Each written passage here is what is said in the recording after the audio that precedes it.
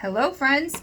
All right, for reading this week, we're going to continue our work with community helpers. And this week, we're going to talk about, today we're going to talk about teachers. Now, you probably know, you can think of a lot of things that you've seen me do, but today we're going to read this nonfiction text I'm going to read to you, and I assigned it to you in Epic too, so you can go back and read it if you'd like.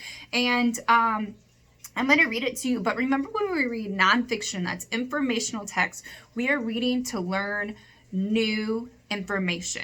So at the end over on Seesaw, you're going to tell me one thing that you heard in this text that was new to you that you didn't already know about a teacher's job.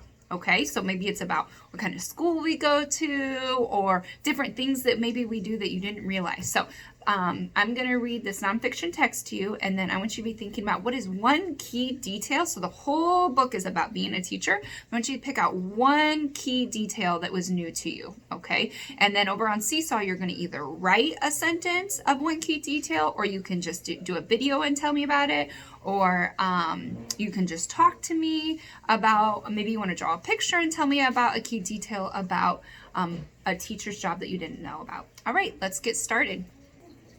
Okay, Let's Meet a Teacher by Bridget Hose and illustrated by Kyle Poling.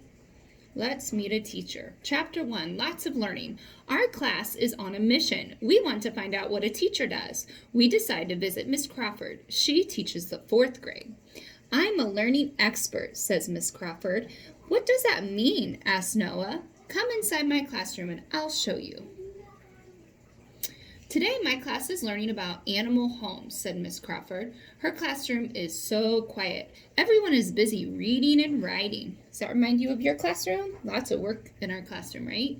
Molly raises her hand. Why aren't you teaching? I am, Miss Crawford says. I'm teaching them how to learn by reading, but reading time is done now.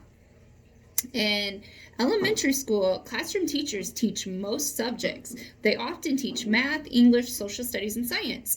But in middle and high school, most teachers only teach one subject. So that might be something that's new to you.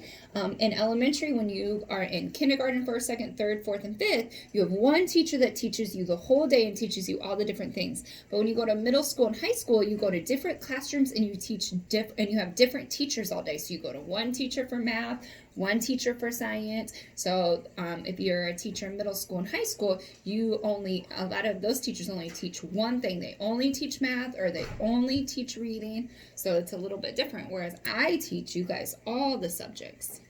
Miss Crawford says there are many ways to learn. Today she is teaching the students to learn from one another. They put their animal notes on a whiteboard that connects to a computer, and everyone takes turns being a teacher. So teachers have an important job to teach students how to learn different ways too. Teachers have many classroom tools. They use chalk and markers on the chalkboards and whiteboards, and other whiteboards work with a computer. Teachers also have classroom supplies such as pens, pencils, worksheets, and of course they have lots of books. Chapter 2, Stickers and Red Pens. Who taught Miss Crawford to teach? Miss Crawford says she learned to be a teacher in college.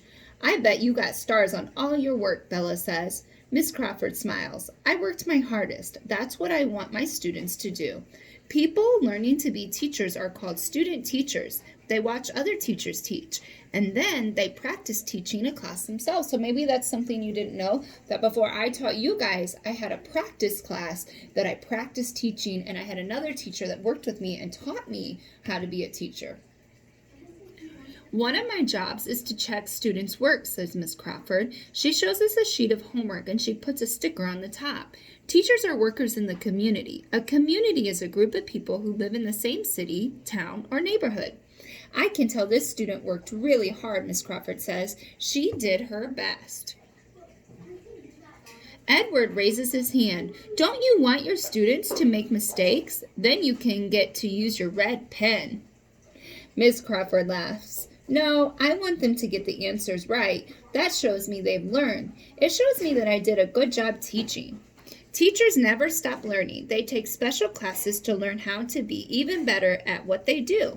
They also go to large meetings called conferences, and they share ideas about teaching with other teachers. So maybe something you guys don't realize is that I go to a lot of Zooms every week. I was just at a meeting this morning, and I go to meetings with Miss Kennedy. Even then when we're not in school, I'm always going to different meetings and learning new things. And I go, just like you guys are learning new things, I learn new things, and I read new books.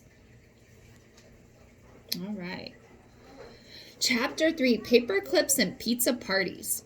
So making classroom rules is another part of being a teacher's job. Rules teach students how to be good community members. Now in our classroom, we didn't call them rules, we called them procedures. It's like how we do things. All right, so Miss Crawford's class, be respectful and responsible, pay attention and follow directions, raise your hand to speak, keep your hands and feet to yourself, be prepared for class, and be ready to learn. Miss Crawford's rules help her students be kind and work hard. Teachers in schools have been around a long time. The first public school in America opened in 1635. It is in Boston. Some of our country's earliest leaders went there. The school is still open, but is now a different building. What are these? Asked Jorge. He points to a chain of paper clips. Oops.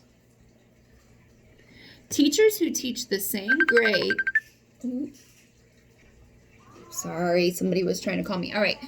So teachers who teach the same grade share ideas. Their classes may also work on projects together. Do you guys remember when we worked with the first grade and the second graders on our Hanukkah and our different holidays around December? They work on projects together. Sometimes they celebrate following rules together.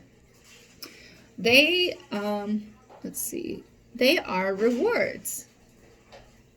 Miss Crawford says the class gets a paperclip for following classroom rules. So it's kind of like our gumball machine, and when we did big bucks and we did our buckets for March Madness. Let's see, when the chain reaches the floor, we have a pizza party. The other fourth grade class has paper clips too. Oops.